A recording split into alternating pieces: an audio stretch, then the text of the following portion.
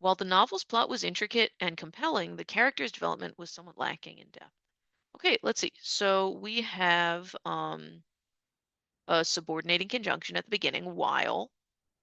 So that makes this a dependent clause. It has one of our SWABIes or subordinating conjunctions at the beginning. So while the novel's plot was intricate and compelling, this is a dependent clause, right? It has a subject, the novel's plot. It has a verb, was, but it starts with a subordinating conjunction, while.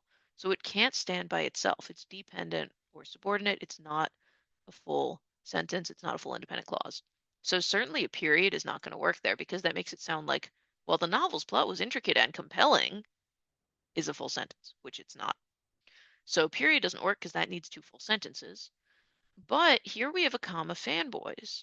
And because the fanboys for and nor, but, or yet. And so if there's a comma before it, it's the same as a period. So if the period didn't work because this isn't a full sentence, a comma fanboys also doesn't work because it's the same.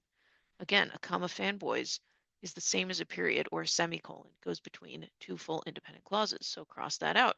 If this is wrong, this is also wrong.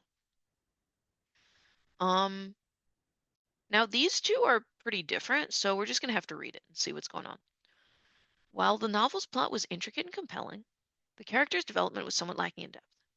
This seems right, because we have a dependent followed by a comma followed by independent, and this is our rule. If you start with a dependent clause followed by an independent clause, you need a comma in between, and then that's what we have. This isn't right because while and yet mean the same thing. So there's no need to repeat them. And in fact, they'd say you shouldn't repeat them. You shouldn't repeat while and yet. Additionally, um, this basically, I mean, it's it's not exactly right that like, but the fact that it says yet the character's development was, if we're gonna have a fanboys, and this is a fanboys, right? For and nor but or yet. So this is a fanboys, and if we're gonna have a fanboys without a comma, we often don't want a subject to follow it. Often, if we're going to have a fanboys without a comma, it means there's no subject. For example, we might say something like, the plot was intricate, yet dull. And in this case, this would actually be correct because it uses yet without a comma, but dull is not a full sentence. There's no subject, and I mean, technically, there isn't even a verb.